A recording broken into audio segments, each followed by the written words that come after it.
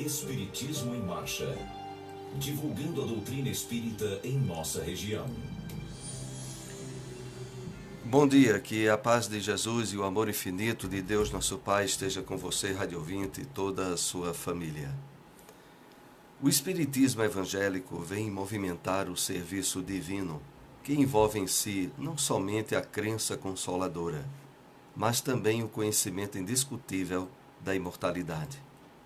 Vem restaurar em suas atividades redentoras o ensinamento da ressurreição individual, consagrado pelo Mestre Divino, que voltou ele mesmo das sombras da morte para exaltar a continuidade da vida, extraído da mensagem na revelação da vida de Emmanuel.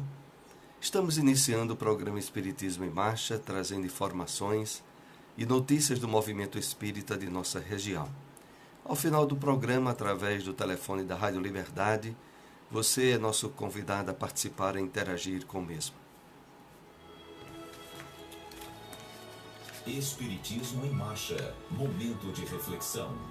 Acompanhemos do livro Hoje a mensagem trazida a nós pelo Espírito Emmanuel, Posse, através da mediunidade abençoada de Francisco Cândido Xavier.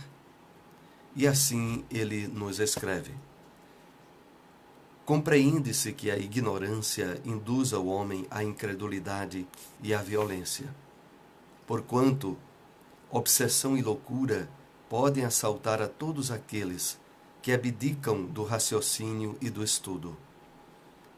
Entende-se também que a ilusão incline a criatura para a vaidade e para o vício, de vez que paixão e egoísmo cegam facilmente a quem se compraz no desequilíbrio ou se habitua na ociosidade.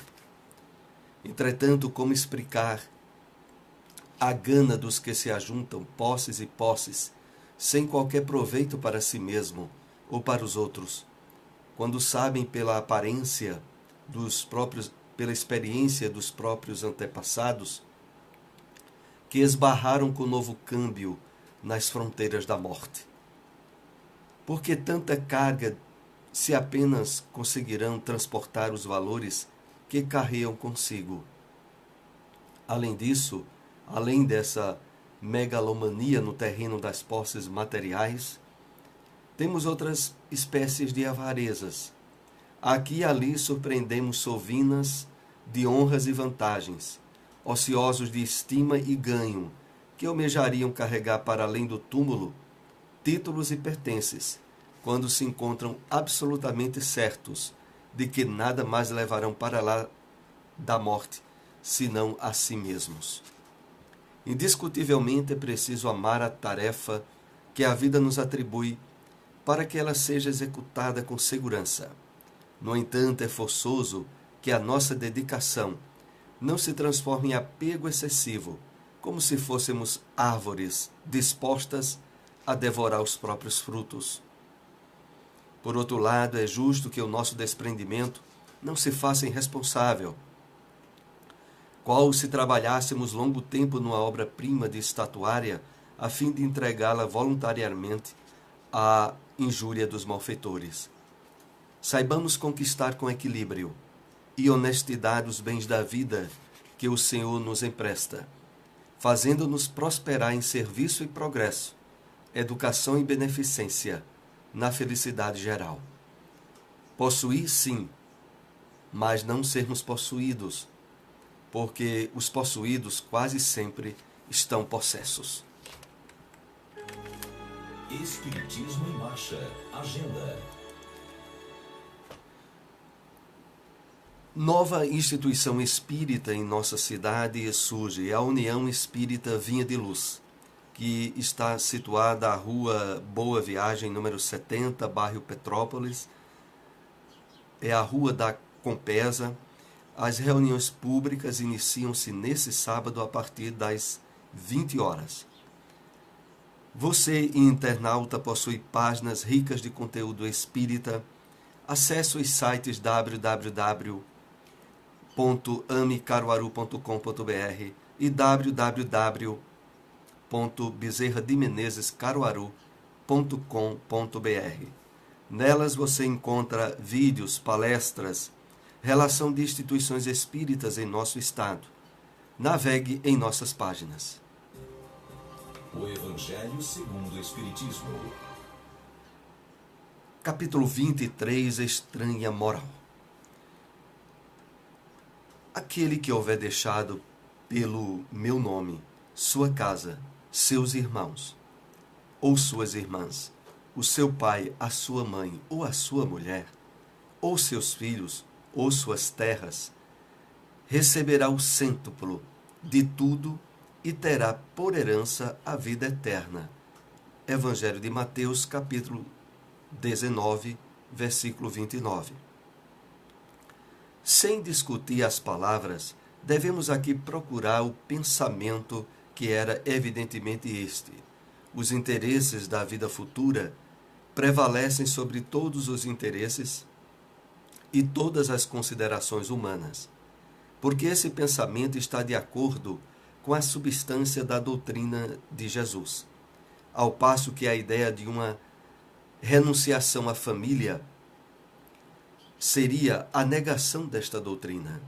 Não temos, aliás, sob as vistas, a aplicação dessas máximas no sacrifício dos interesses e das afeições de família aos da pátria?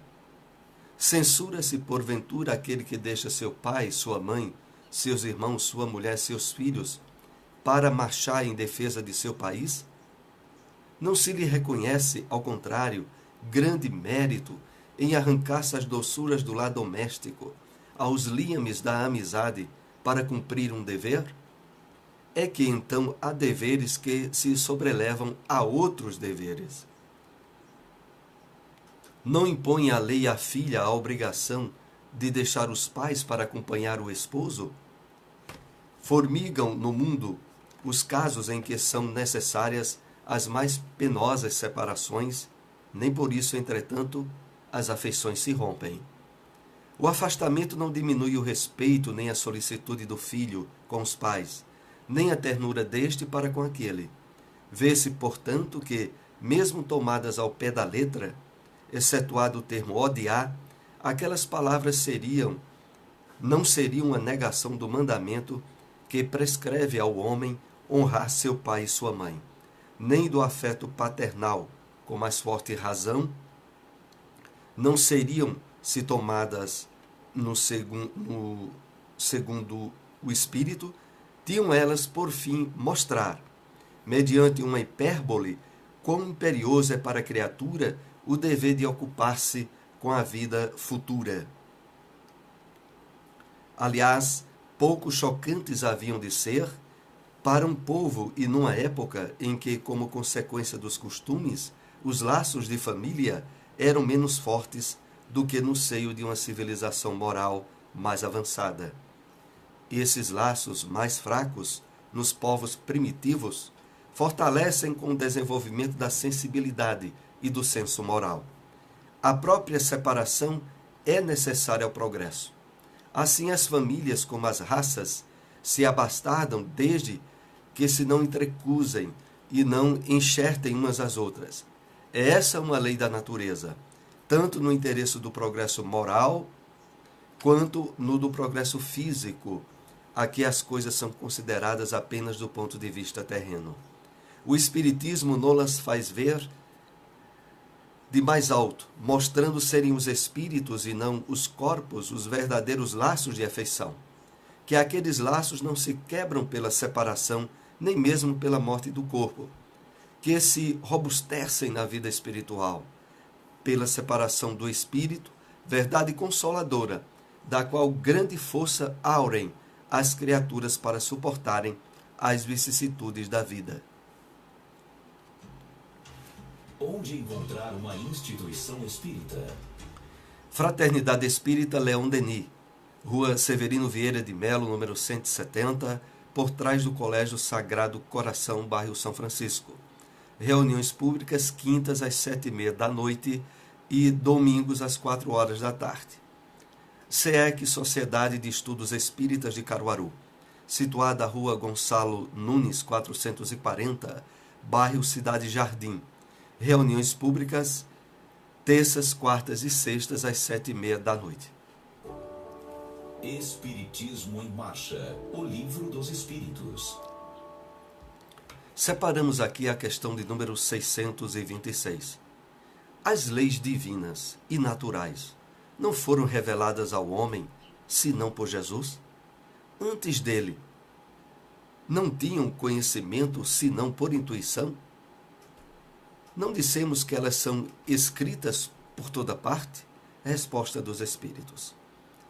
Todos os homens que meditarem sobre a sabedoria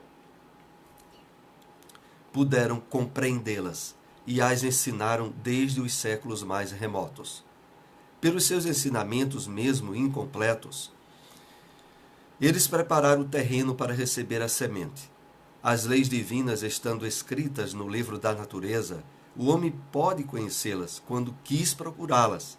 E é por isso que os preceitos que elas consagram foram proclamadas em todos os tempos pelos homens de bem. E é por isso também que se encontram seus elementos na doutrina moral de todos os povos saídos da barbárie, embora incompleta ou alteradas pela ignorância ou pela superstição. O Espiritismo na Bíblia. Separamos a passagem bíblica que está no Evangelho de João, capítulo 18, versículo 36, que diz o seguinte: Mas agora o meu reino não é daqui. O Espírito Emmanuel, no livro Pão Nosso, através da mediunidade de Francisco Cândido Xavier, comenta essa passagem na mensagem intitulada O Grande Futuro. E assim ele nos escreve: Desde os primórdios do cristianismo, observamos aprendizes que se retiram deliberadamente do mundo, alegando que o reino do Senhor não pertence à terra. Ajoelham-se por tempo indeterminado nas casas de oração e acreditam efetuar na fuga a realização da santidade. Muitos cruzam os braços à frente dos serviços de regeneração e, quando interrogados, expressam revolta pelos quadros chocantes que a experiência terrena lhes oferece. Reportando-se ao Cristo diante de Pilatos, quando o mestre asseverou que o seu reino ainda não se instalara nos círculos da luta humana. No entanto, é justo ponderar que o Cristo não desertou o planeta. A palavra dele não afiançou a negação absoluta da felicidade celeste para a terra, mas apenas definiu a passagem então existente, sem esquecer a esperança no porvir. O mestre esclareceu: mas agora o meu reino não é daqui. Semelhante afirmativa revela-lhe a confiança. Jesus, portanto, não pode endossar falsa atitude de operários em desalento tão só porque a sombra se fez mais densa em torno dos problemas transitórios, ou porque as feridas humanas se fazem por vezes mais dolorosas. Tais ocorrências, muitas vezes, obedecem à pura ilusão visual. A atividade divina jamais cessa. E justamente no quadro da luta benéfica é que o discípulo esculpirá a própria vitória. Não nos cabe, pois, a deserção pela atitude contemplativa, e sim avançar confiantemente para o grande futuro. Onde encontrar uma instituição espírita? Grupo de Estudos Espíritas Eurípedes Barçanufo, Avenida José Veríssimo, 259, bairro Maurício de Nassau, próximo ao cemitério Dom Bosco. Reuniões públicas, terças e quartas, às 8 horas da noite. Grupo de Estudos Espírita Francisco de Assis, Rua Argentina, número 30, bairro Nossa Senhora das Dores. Ponto de referência à praça por trás da delegacia. Reuniões públicas, terças às 7h30 da noite e sábados às 3h30 da tarde. Espiritismo em Marcha. A apresentação Soares. Estamos aqui novamente ao vivo através da sua Rádio Liberdade AM e FM. e também através da internet e do Facebook. Agradecemos a todos que aí nos acompanham. Um bom dia para todos. E pelo telefone aqui da rádio 2103 1170, 2103 1170, você é convidado a participar, a interagir com o programa, fazendo perguntas, tirando dúvidas a respeito dos temas tratados pela doutrina espírita. Queremos lembrar aqui, enquanto você não nos liga, a nova instituição espírita que surge aqui em nossa cidade, a União Espírita Vinha de Luz, situada à rua Boa Viagem, número 70, bairro Petrópolis. É a rua que fica a Compesa. As reuniões irão se iniciar no próximo sábado, às 20 horas, às 8 horas da noite. Temos aí, então, mais uma ampliação da divulgação do movimento espírita em nossa cidade.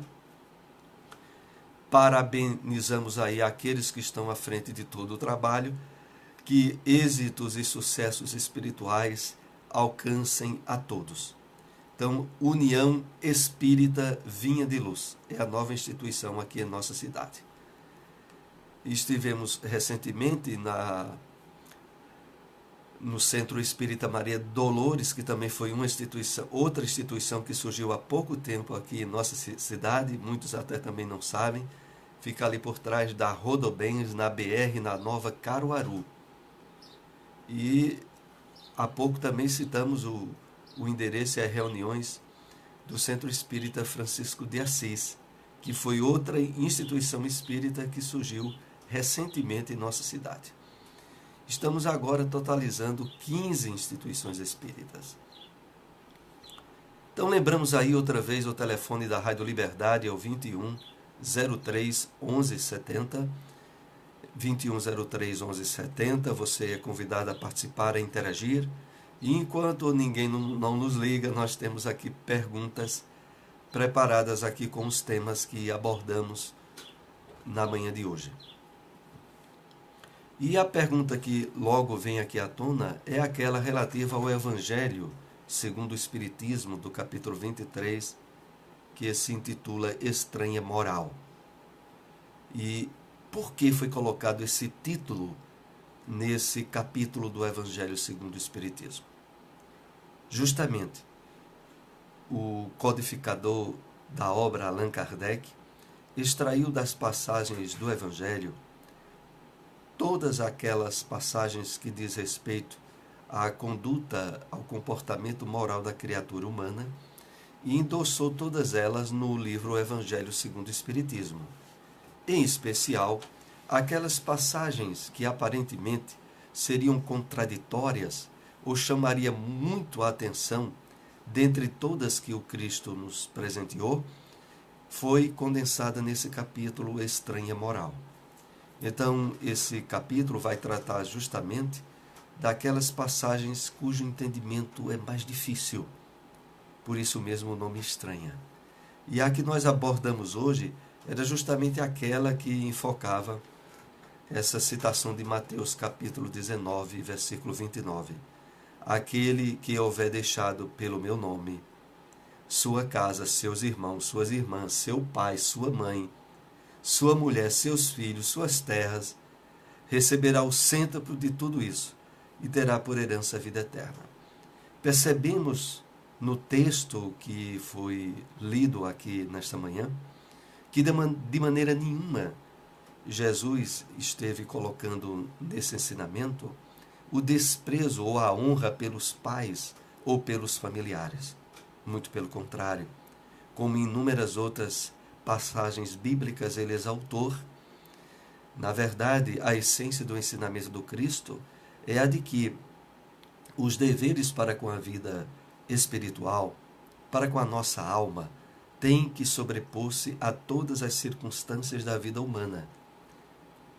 Em verdade, o texto ficou muito claro de entendimento quando colocou a comparação com o abandono que muitas vezes é feito quando surgem as terríveis guerras da civilização egoísta humana, aonde aqueles que vão enfrentar as batalhas deixam para trás família, bens, pais, mães, e normalmente no conceito humano, eles são tidos como heróis, como aqueles que renunciaram a todas as possibilidades da vida para defender a sua pátria.